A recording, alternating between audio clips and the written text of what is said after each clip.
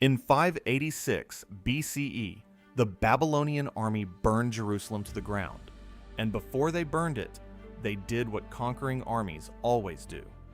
They took inventory. We still have that list. It was written down twice, in 2 different books, and it is obsessive. They counted the bronze pillars, the basin, the pots, the shovels, the snuffers, the dishes. They counted the decorative pomegranates carved into the tops of the columns. There were 100 of them, and on that list, the most complete accounting we have of everything inside Solomon's temple on the day it died. There is no Ark of the Covenant. Not, the Ark was taken. Not, the Ark was destroyed. Nothing.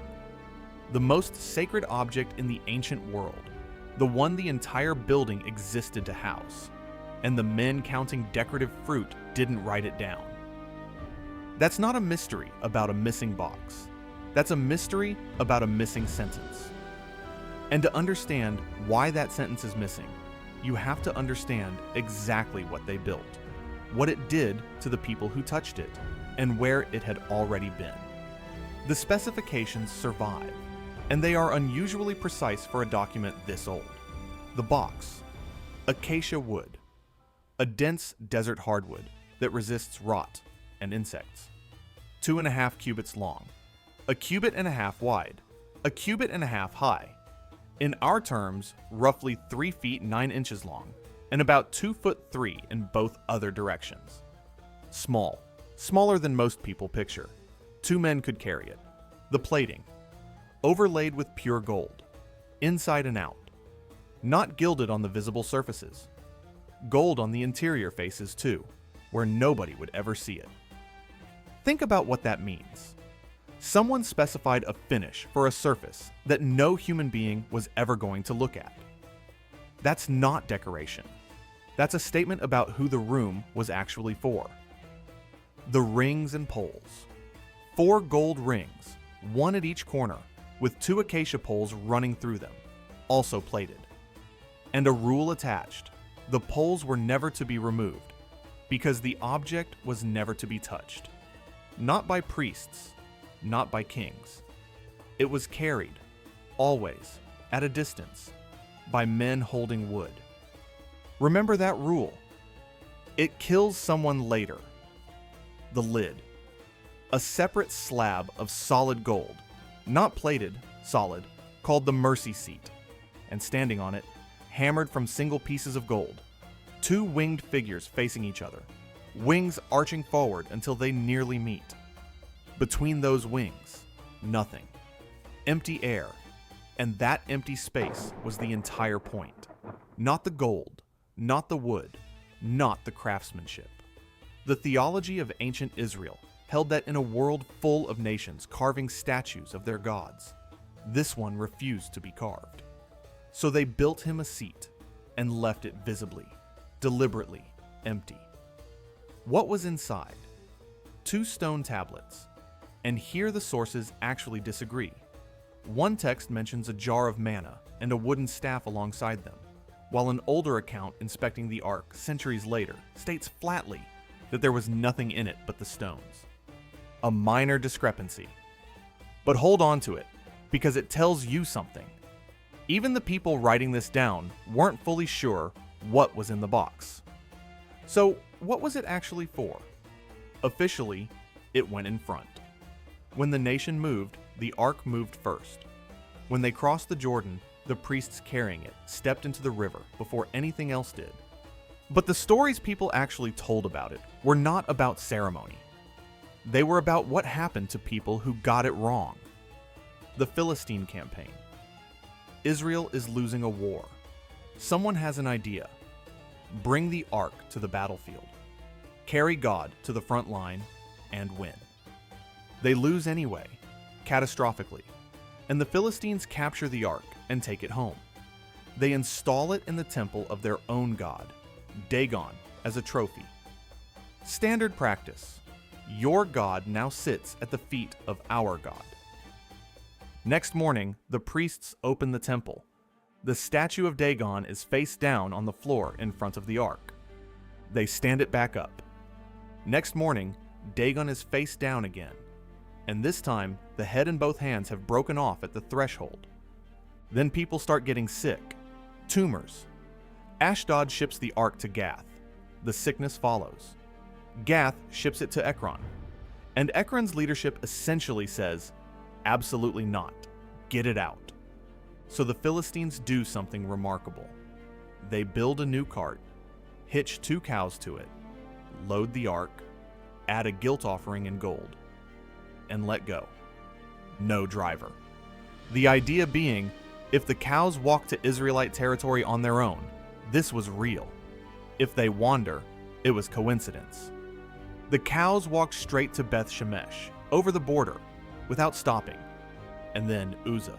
Decades later, King David is bringing the ark to Jerusalem. A national celebration.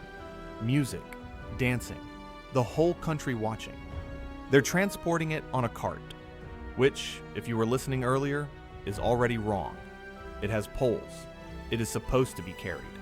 The oxen stumble. The ark tips.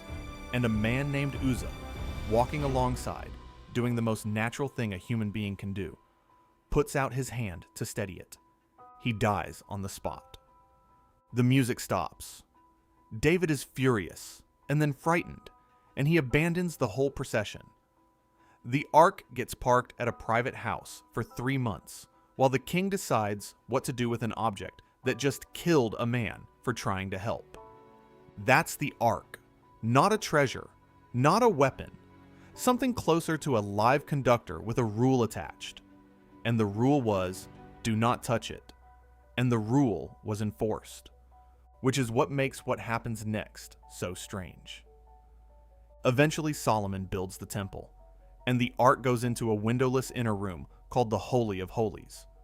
1 man enters it, 1 day a year. For roughly 4 centuries, that room has something in it. The last clear sighting is around 622 BCE. King Josiah is renovating the temple, and he gives the priests an order. Put the holy ark in the house. Put the ark in the house. Read that again. Why would a king have to order priests to put the ark back in the temple? You don't tell someone to return an object that's already where it belongs. That one sentence means that in 622 BCE, 36 years before Jerusalem burns, the ark was somewhere else. And nobody wrote down where, or why, or for how long. 36 years later, the Babylonians arrive, and we're back to that inventory. The pillars, the basin, the pomegranates. No ark. 50 years after that, Persia lets the exiles go home and sends the temple treasures back with them. That inventory survives too. 5,400 items, cataloged. No ark, 3 separate accountings, 3 different groups of people, almost a century, and every one of them quietly declines to mention the object the entire building was built around. Now jump forward 500 years. 63 BCE. The Roman general Pompey takes Jerusalem and does something no outsider had ever done. He walks into the Holy of Holies. Rome had an appetite for this. Conquer a people, walk into their most sacred room, find out what they're hiding. The Roman historian Tacitus records what Pompey found. An empty shrine, nothing. And the Jewish sources agree completely. Josephus, writing a century later, says the innermost chamber contained nothing whatever in it. The rabbis recorded what actually sat in that room during the Second Temple period. A rock, a bare outcrop of bedrock. Once a year, the high priest walked into the holiest room in the world and set his incense down on the exposed floor, in the spot where God was supposed to be sitting. For 6 centuries, that room was empty, and everybody knew. So where did it go? There are 4 serious answers. 1. It was melted. This is the boring answer, and it's probably the right one. It was a wooden box covered in gold, captured by an army that melted gold professionally. No ceremony, no conspiracy, a furnace in Babylon, and a pile of bullion, which would mean every treasure hunt of the last 2,000 years exists because nobody could bring themselves to write one sentence. 2. A prophet hid it. One account, written about 4 centuries later, says the prophet Jeremiah was warned in advance that he carried the ark to the mountain where Moses died, sealed it in a cave, and blocked the entrance. When his followers went back to mark the spot, they couldn't find it. Be careful with this one. It's 400 years late, and it reads exactly like what it probably is. A story told by people who had lost something, about how it wasn't really lost. But notice what it proves. 4 centuries on, people were already telling hiding stories. The search is nearly as old as the disappearance. 3. It's still under the Temple Mount. An architect named Lean Rittmeyer, who worked on excavations at the site, identified a flat rectangular depression cut into the bedrock inside the dome of the rock, roughly the ark's dimensions. He argued it marks where the ark originally stood, and that's a claim about geography, not contents. Most coverage blurs the two, but it fuels the theory that when the end came, the ark went down into the tunnel systems beneath the mount. And there it stops. That is the most religiously contested ground on Earth. Nobody is excavating under the dome of the rock. Not this decade, not this century. It is functionally unanswerable. 4 is the one where somebody says they already have it. In the city of Axum in northern Ethiopia, there is a small chapel behind a fence. The Ethiopian Orthodox Church says the Ark of the Covenant is inside it, not a replica, the original. One man is permitted to see it, a guardian monk, chosen for life by the guardian before him, who does not leave the enclosure and is replaced only when he dies. He gives no interviews. Every head of state who is asked to look has been refused. The claim comes from a text called the Kebra Nagast, the Glory of Kings. It tells of Menelik, son of Solomon, and the Queen of Sheba, who traveled to Jerusalem and came home with the ark. Now here's the part most videos skip. The Kebra Nagast was compiled around 1314. A new dynasty had taken the Ethiopian throne in 1270, 44 years earlier, and it needed legitimacy. The text arrives and says, "Our kings descend from Solomon, and we hold the ark."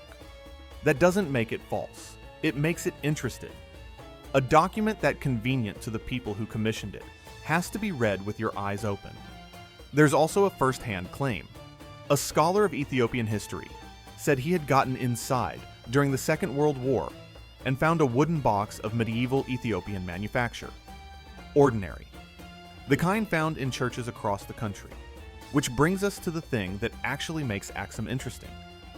Every Ethiopian Orthodox church holds a tablet, a consecrated tablet representing the ark. It is the center of the liturgy. Once a year, they are carried through the streets under embroidered cloth so that no one can see them.